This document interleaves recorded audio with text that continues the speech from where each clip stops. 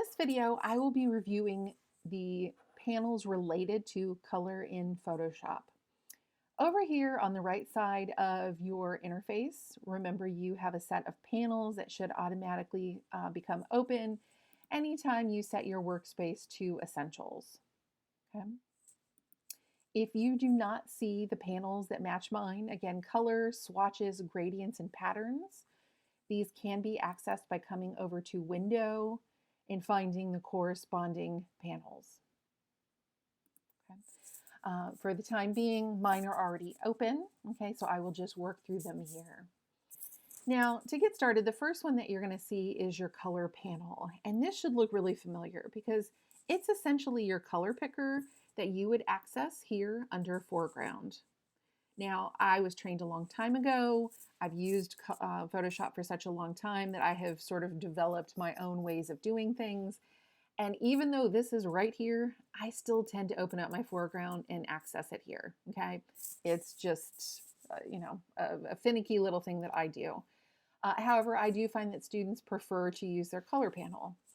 And that's because you can change your color a little bit more quickly or on the fly as you're experimenting with your project. So you'll see here, this is indicating what hue, well, I should say what tint or tone of this hue that I'm working with.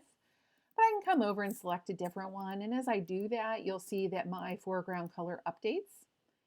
And I'm clicking around pretty haphazardly, but I can also click and hold. And you'll see I can make a more subtle shift until I find exactly what I need. Okay. Now, in addition to working with this, this area here, I also can go ahead and change the hue. So if I know I want a green color, I can set it to a hue of green and then come over and find the appropriate tint, tone, or shade. Okay, so this is pretty straightforward. Okay, the next panel is your swatches panel.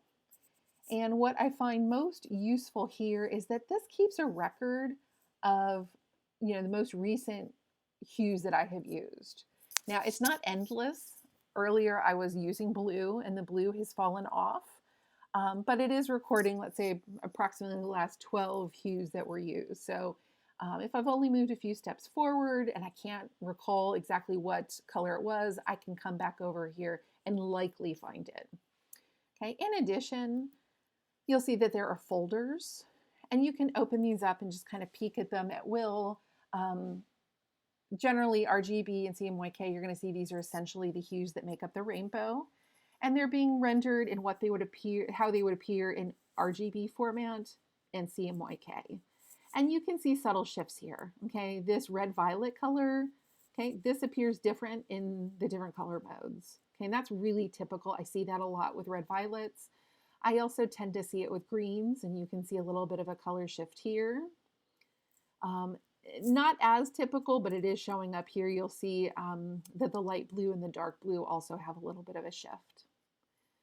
If you continue to open these, you'll see a range of grays. So if you're looking for some formulaic grays to use in your work, okay, these are easy to grab and kind of test. And again, you can keep going. There's lots of other hues present. Okay. In previous versions of Photoshop, these were not organized into folders. They were just readily open and available to you to click on. So this is something, if you've used Photoshop or another Adobe program in the past, this may look a little bit different for you. In addition, there are two other tabs here, and although we have not spoken to the gradient tool yet, okay, remember the gradient tool is typically on top of your paint bucket. So the first time you went to look for your paint bucket, okay, it was hiding behind the gradient tool.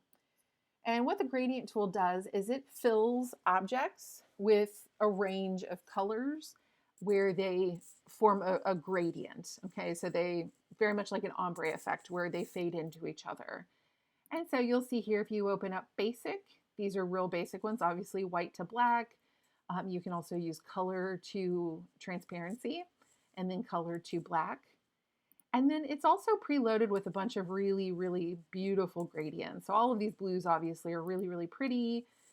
You'll see, of course, that you can go two colors, pink to purple. Some of these highlight more, pink, orange to this sort of dark violet blue. and so on and so forth. So I encourage you to take a peek at these. These are really, really lovely. Okay. Finally, you have the option for patterns. Okay, and these are the same patterns that we used when we were using our paint bucket and we had changed from foreground to pattern. Okay.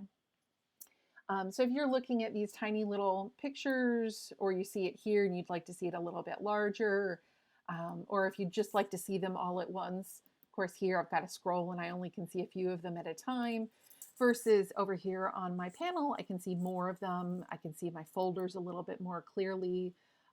You may prefer to work in this area. Okay. In terms of panels, again, related to color and fills for objects, these are the four most important ones. I encourage you, if they're not open, go ahead and get them open and get them docked so you can access them quickly and easily as you work in Photoshop.